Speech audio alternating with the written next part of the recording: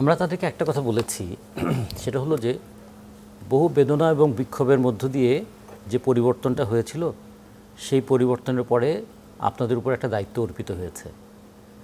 আপনারা একটা সংকট সমাধানের জন্য এসেছেন, আপনাদের কাজের মধ্য দিয়ে নতুন সংকট যেন সৃষ্টি না হয়। 2 নম্বর হচ্ছে, আপনারা অনেক বেদনার মধ্য দিয়ে আসছেন, আপনারা যেন আনন্দের সঙ্গে চলে যেতে পারেন। ফলে আপনাদের এমনভাবে আপনারা কাজটা করবেন যাতে মানুষ বলে যে একটা নির্বাচনবিহীন, একটা দুর্নীতিগ্রস্ত, একটা দমনপীড়নের সরকারের পরিবর্তে একটা গণতান্ত্রিক সরকারের ক্ষেত্রে অন্তর্বর্তীকালীন সরকার একটা যাত্রা শুরু করেছিল। তারা বললেন যে আপনাদের এই কথাটার সঙ্গে আমরা একমত, আমরাও থাকতে চাই না, আমরা চাই এরকম একটা পরিস্থিতি হোক যাতে দেশে একটা শুভ সূচনা হয়। তো এই কথাটা ছিল। আর প্রশংসা করার একটা বলবো যে একটা ধরন আছে। আমরা গত 15 বছর প্রশংসা করার ন্যাক্কারজনক কিছু ধরন দেখেছি। আমরা যে ধরনের রাজনীতি করি ওই ধরনের প্রশংসা করে নিজেকে ছোট করতে পারবো না।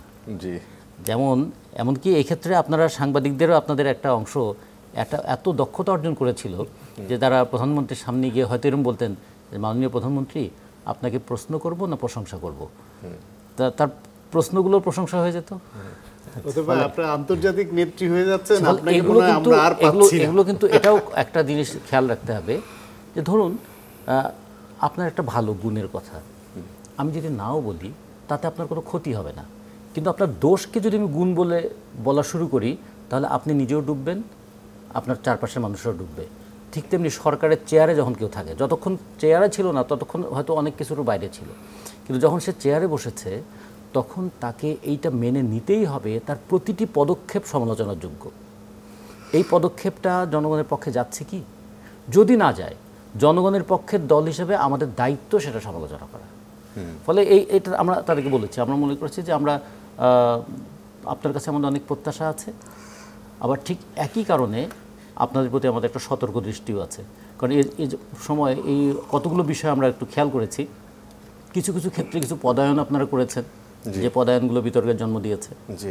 কোনো ক্ষেত্রে কিছু কিছু সিদ্ধান্ত নিয়ে আবার দ্রুততম সময়ে সিদ্ধান্ত পাল্টেছেন, সেটা আপনাদের অস্থিরচিত্ততার বহিঃপ্রকাশ বলে মানুষ মনে করতে পারে।